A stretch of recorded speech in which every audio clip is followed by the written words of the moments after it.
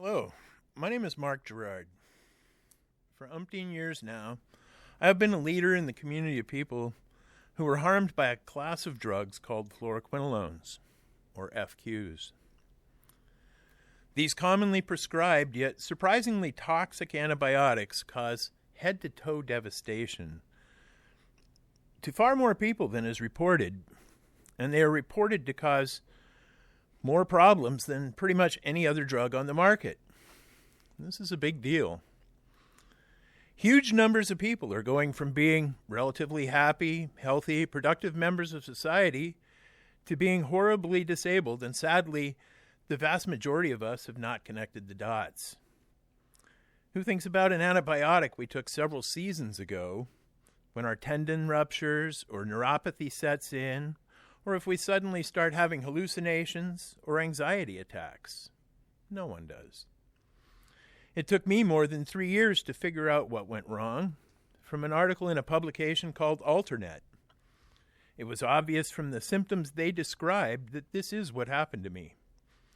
I checked my medical records, and sure enough, I took Cipro for a cold in June of 2007, and then I was prescribed massive doses of Levaquin in August, along with a bunch of other drugs that are contraindicated, meaning they cause a toxic reaction when they are combined.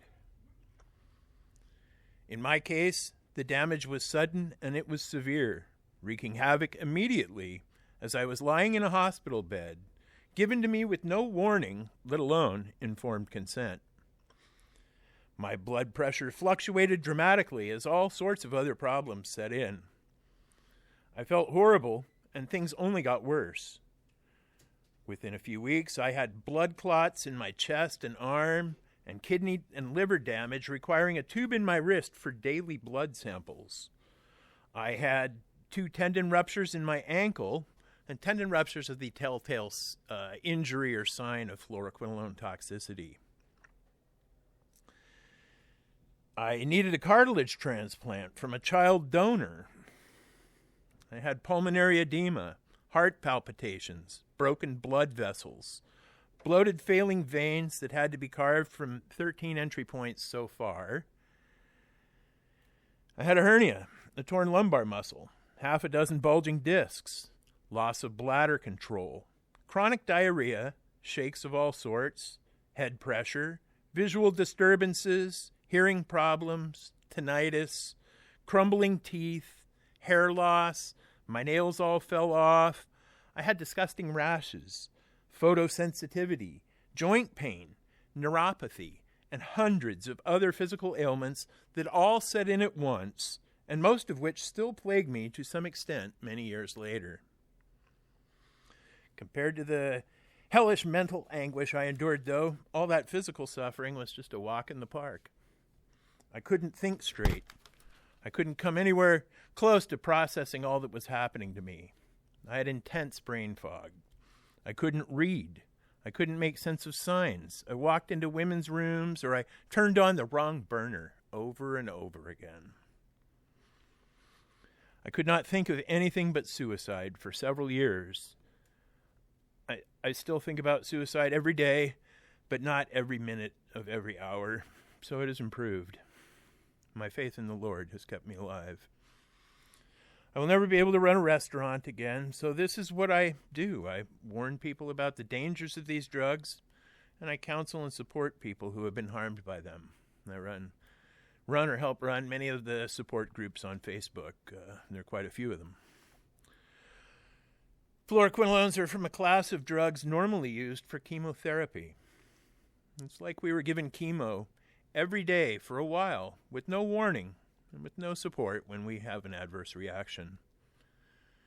Instead of recognizing the very obvious reason for our sudden explosion of new health issues, we are routinely misdiagnosed with all sorts of wrong conditions, including Parkinson's, multiple sclerosis, ALS, autoimmune disorders, chronic fatigue, and of course fibromyalgia, which we jokingly call cipromyalgia because you'll have a hard time finding anyone with fibro who didn't take either an FQ or some other sort of synthetic broad-spectrum antibiotic. Doctors are in denial that something they or their peers prescribed could cause all these issues, and so we face gaslighting and denial when what we really need is support. Even if doctors do recognize what happened, though, there is very little they can do to help us, especially since we are all so different. What helps one of us seems to harm another. FQs hit us, each of us, where we are weakest, so old injuries return after long periods of absence, like when my broken foot from middle school started hurting again after 40 years, and where old scars from cuts and burns reappeared. Also, injuries take forever to heal, or they may fail to heal altogether because our repair mechanisms simply break down. Unlike in my case, where my so-called symptoms set in suddenly, in most cases the problems set in weeks, months, even years after people take an FQ. A slow, steady chain reaction gets started that manifests months later as catastrophic system-wide collapse on a cellular level, meaning every organ, every system, every membrane fails simultaneously or in rapid succession. And worse yet, these genetic changes appear to be irreversible. Once we are floxed forever. Floxed is the slang term for our condition, which comes from floxacin, the ending of the generic names of most of these drugs. Cipro or ciprofloxacin is the most commonly prescribed fluoroquinolone. Fluoroquinolone-associated disability, or FQAD, is a term for people with severe fluoroquinolone toxicity that was created by the FDA for a rare meeting with FDA and CDC together, along with some industry reps and with victims of fluoroquinolone toxicity as well. I was the closing speaker for our side in that meeting, which soon led to sweeping restrictions in the conditions that fluoroquinolones are recommended for, and also a so-called black box warning that fluoroquinolones are only to be used as a last resort. This was a big step in the right direction, but it wasn't enough. Many doctors still hand this stuff out like candy, and even doctors get floxed, as we have quite a few of them in our community. Few doctors actually treat us, and nothing that helps us is actually covered by insurance, only more drugs and medical procedures.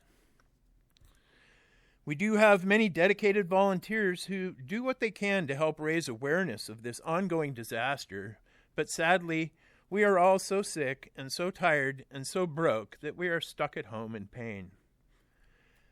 The annual rally we have been doing here for 11 years now would be massive if everyone who knew what happened to them was healthy enough to be here. But sadly, most of us have no clue what happened to us, and those who do know are incapacitated. I'm sure the executives of the company that knowingly did this to us and who fight us every step of the way share a chuckle or two at just how hard it is for us to mount any sort of resistance to their schemes. We are victims of a heinous ongoing crime against humanity. We will keep fighting as long as we are alive, with newly floxed people joining the efforts each year, something we'd rather not see happening. Recently, the FDA announced there will finally be ICD codes so that doctors can diagnose fluoroquinolone injuries with a click of a mouse. At this point, there's no way to diagnose what happened to us. Our nonprofit, called Fluoroquinolone Toxicity Study, is working on various projects that will help prove how fluoroquinolones harm us and hopefully lead to ways to help us heal. It's tough to get research done or published if it documents pharmaceutical harm, but we will keep trying. We have been coming here raising awareness for many years now, slowly learning our way around, making connections, figuring things out, a process that went even more slowly because we're floxed. This year, some of the new activists really stepped up, and now October 22nd is officially Fluoroquinolone Toxicity Awareness Day around the world.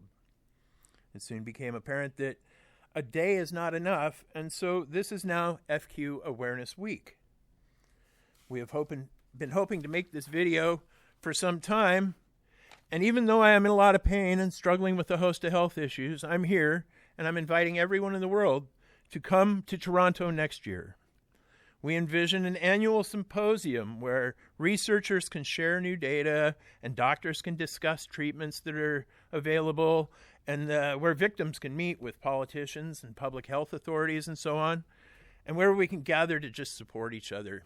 It's so amazing to be in the room with other people who have had similar health issues. You point to your knee and it's like, yeah, it hurts in there. Everybody seems to have the same experience, or talking about troubles breathing or whatever. It's just, it's so comforting to be with people who are also floxed.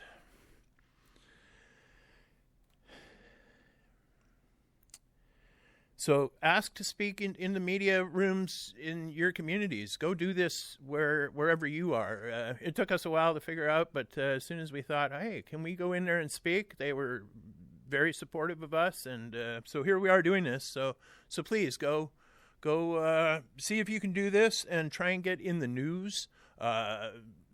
We're starting to see waves of newscasts again after about a 4-year period where we weren't seeing much about pharmaceutical harm in the media. So we've crossed that threshold, and there's been some great newscasts recently. Try and get in the media where you're at. And finally, please report your adverse reactions to the proper authorities wherever you're at, the FDA, Health Canada, Europe, UK, whatever. There's systems there. Please make a point to get your case in the system.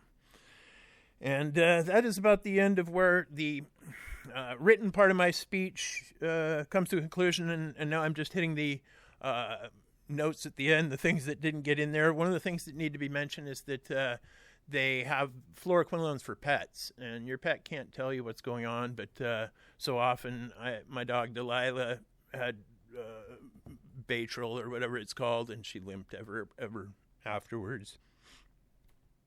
And they're in eye drops. So eye drops and ear drops, the FDA is so messed up. While we were in there speaking in one branch of the building about the harms of these, and one of the things is to not combine them with steroids. In another branch of the building, they were approving eye drops that combine fluoroquinolones and steroids in the same drops. So it's one hand doesn't know what the other foot is doing there, and so you got to be on your toes, and you can't just trust what the doctor told you. You have to look at the product literature. You have to look up on the internet. What are the adverse reactions to this drug? Are there support groups? Because if there are hundreds of support groups for people who have been harmed by a pharmaceutical product, you may want to consider asking for an alternate product. It's not that the fluoroquinolones are bad. I mean, there's debate in our community as to whether we should try and ban them or what. And to me, that's absurd. I mean, in my case, I believe the fluoroquinolone actually saved my life. What I was given it for was flesh-eating MRSA on my ankle from the ankle surgery. And